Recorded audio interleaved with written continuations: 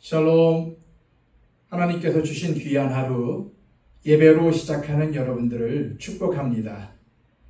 기도하겠습니다. 하나님 아버지, 우리를 사랑하셔서 하나님의 자녀로 오늘도 살게 하심을 감사합니다. 우리에게 새로운 날을 주시고 새로운 기회를 주셨습니다. 주님께서 주신 이 날 허송세월하지 않도록 하여 주옵소서.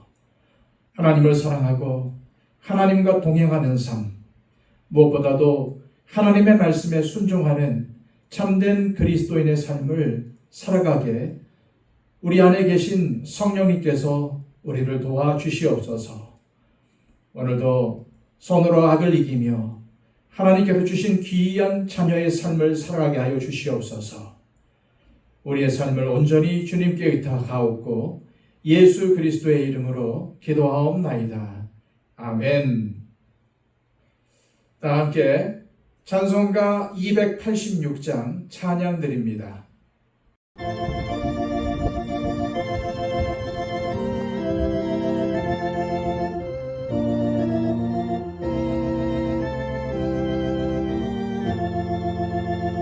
주 예수님 내 맘에 오사 날 붙들어 주시고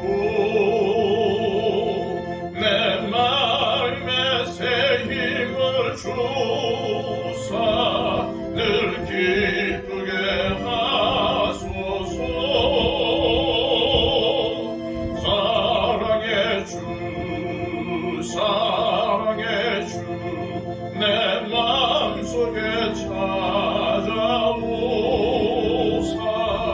내 모든 죄 사하시고 내 상한 맘 고치소서.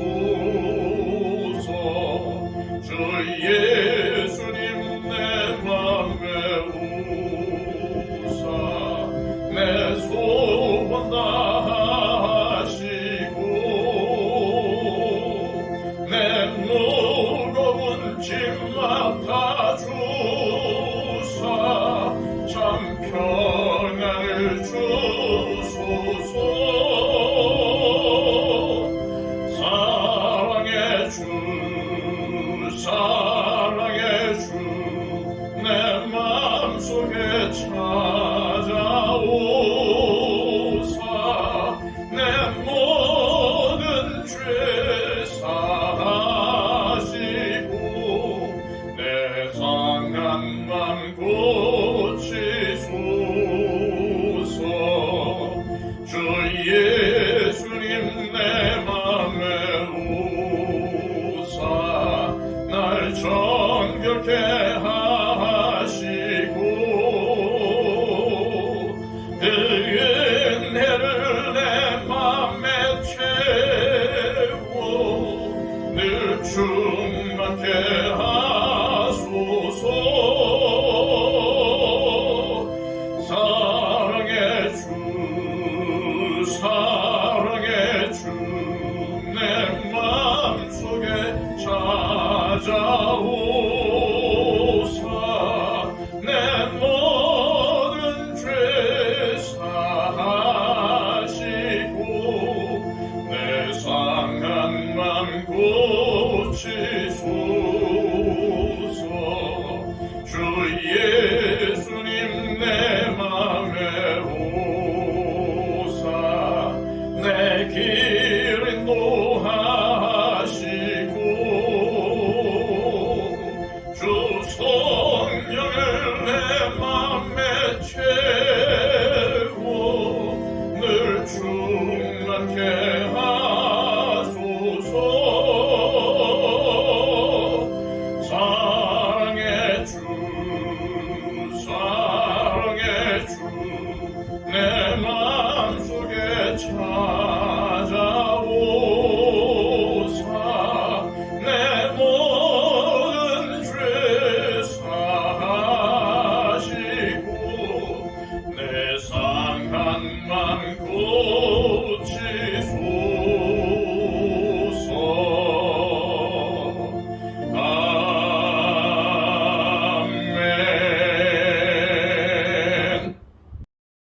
이 시간 우리에게 주시는 하나님의 귀한 말씀은 신약성경 요한일서 3장 7절에서 12절까지의 말씀입니다.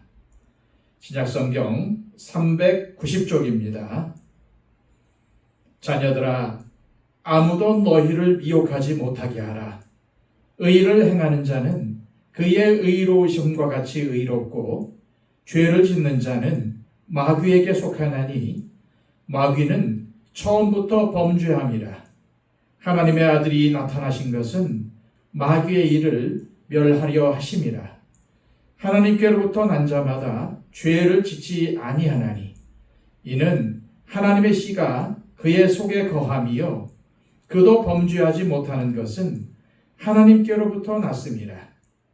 이러므로 하나님의 자녀들과 마귀의 자녀들이 드러나나니 무릇 의를 행하지 아니하는 자나 또는 그 형제를 사랑하지 아니하는 자는 하나님께 속하지 아니하니라. 우리는 서로 사랑할지니 이는 너희가 처음부터 들은 소식이라. 가인같이 하지 말라.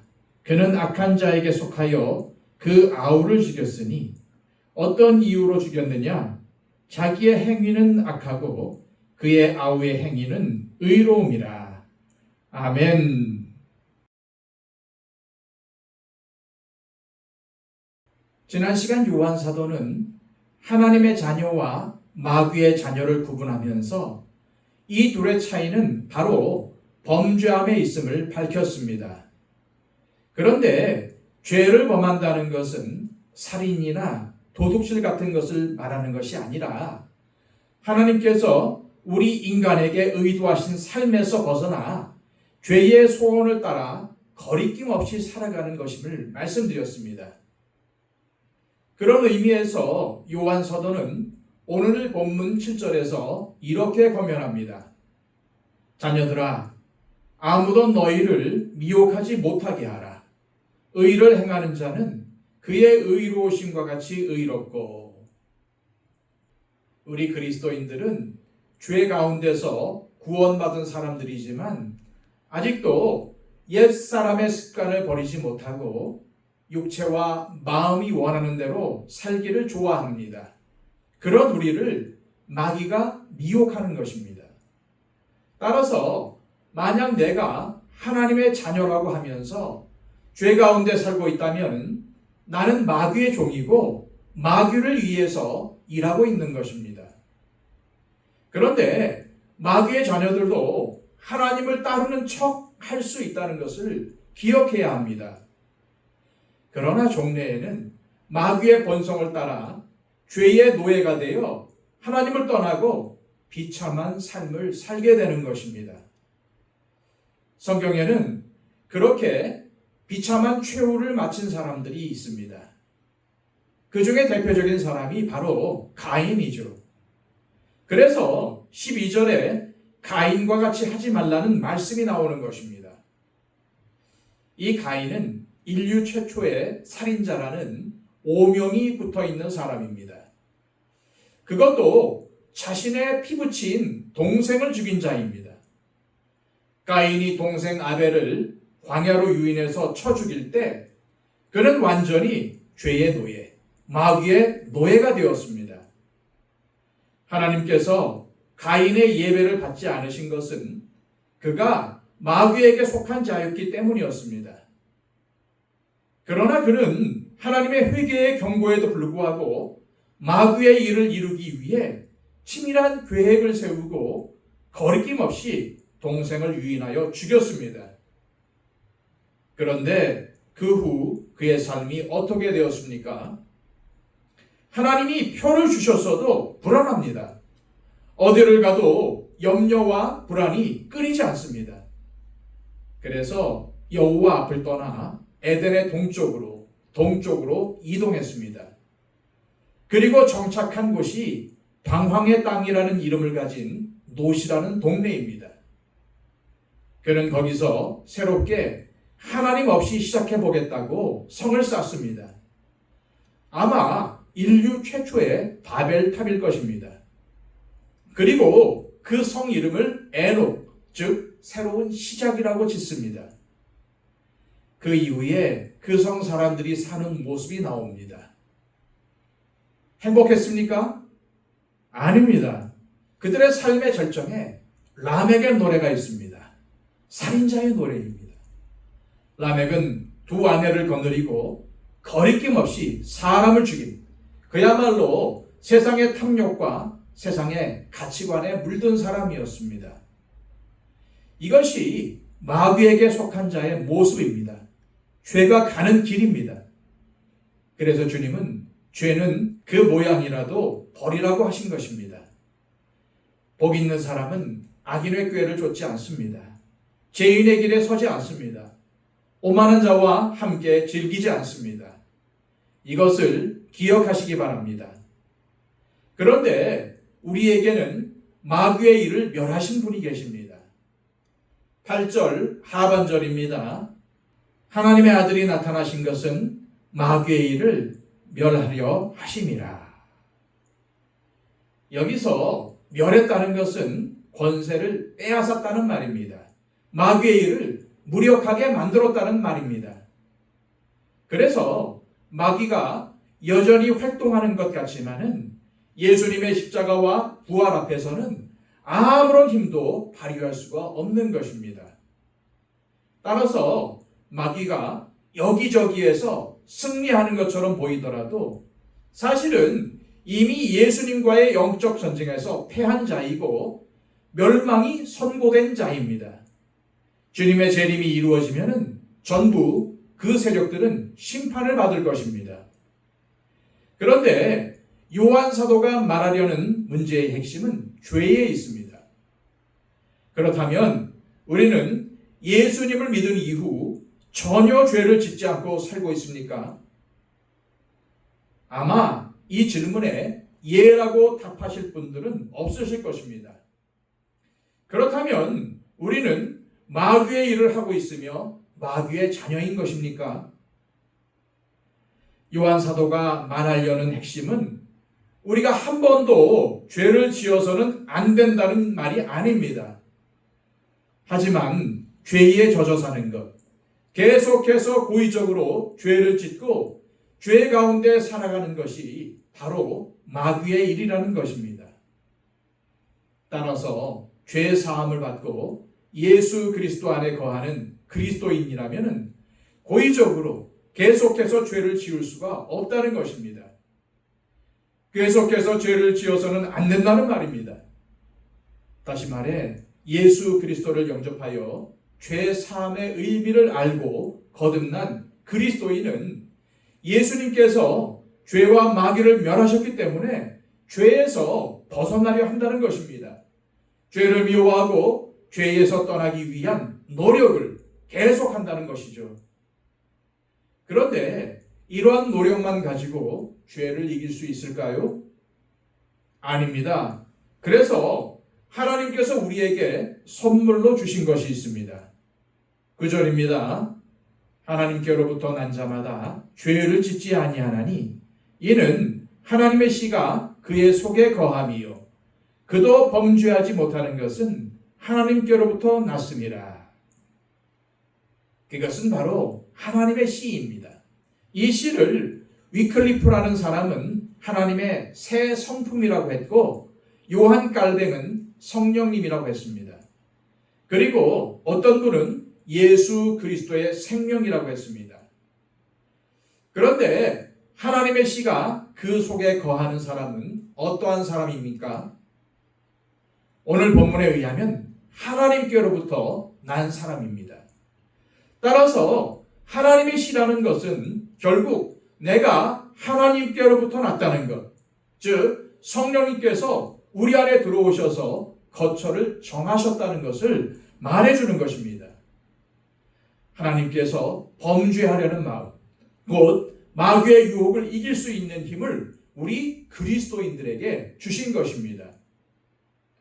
그런데 요한 사도는 이것을 왜 씨라고 표현한 것일까요? 씨는 발화되어서 생명을 잉태하고 자라가는 것이기 때문입니다. 그러니까 하나님의 자녀로 새 생명을 입고 살아가는 사람이 처음부터 죄를 이길 수 없다는 것을 잘 알고 있기에 요한은 하나님의 씨라고 표현한 것입니다. 그렇습니다. 죄의 습관을 떠나는 일은 절대 쉽지 않습니다. 그러나 우리 안에 들어오신 성령님을 따르고 순종하기 시작할 때부터 우리의 성품이 변화되기 시작합니다. 옛 습관과 옛 성품을 몰아내기 시작하는 것입니다. 그런데 문제는 짧은 시간 안에도 큰 변화가 일어나는 사람도 있고 수십 년을 믿어도 변하지 않는 사람이 있다는 것입니다. 이는 그가 얼마나 성령님에게 자기의 삶을 내어드리고 얼마나 성령님에 의탁하느냐의 정도에 따라서 달라지는 것입니다. 그래서 성령님께 자신의 삶을 맡기고 의탁하는 사람은 주님께서 거룩하신 것처럼 자신도 거룩하기를 힘씁니다. 그리고 죄를 범하지 않기 위해 날마다 몸부림칩니다. 의를 행합니다. 다시 말해 하나님께 속한 하나님의 자녀는 하나님께서 기뻐하시는 열매를 맺는다는 말입니다. 하지만 마귀에게 속한 사람은 하나님의 의를 행하지 않기에 형제를 사랑하지 않습니다. 그 대표적인 예가 가인인 것입니다. 그래서 요한은 11절에서 뭐라고 고면합니까? 우리는 서로 사랑할지니 이는 너희가 처음부터 들은 소식이라. 서로 사랑하라는 것입니다. 그리고 이것이 바로 우리 그리스도인들이 처음부터 들었던 복음의 내용이라는 것입니다. 우리가 구원을 받고 하나님의 자녀가 되는 권세를 받았다면 거룩한 하나님의 씨가 내 안에서 자라고 있다는 말입니다. 그렇다면 우리는 의의 열매를 맺으며 죄는 그 모양이라도 버려야 합니다. 형제와 자매를 사랑하기 위해서 애써야 합니다. 이것이 바로 우리에게 하나님께서 교회 공동체를 주신 이유입니다. 이 시간 기도하실 때 하나님 아버지, 마귀의 자녀와 하나님의 자녀를 구분짓는 가장 큰 차이는 바로 형제의 사랑이라는 사실을 깨달았습니다. 이것을 알았으니 하나님의 자녀로 죄는 모양이라도 버리고 의의 열매를 맺게 하시고 내 안에 계시는 성령님의 음성에 순종하여 하나님을 사랑하고 형제와 자매를 사랑하는 삶을 살게 하옵소서. 기도하시기를 바랍니다. 111 기도를 통해서 우리의 기도가 필요한 많은 분들을 위해 중보해 주시고 특별히 초청 대상자들의 마음의 변화를 위해 기도해 주시기를 바랍니다. 기도하겠습니다.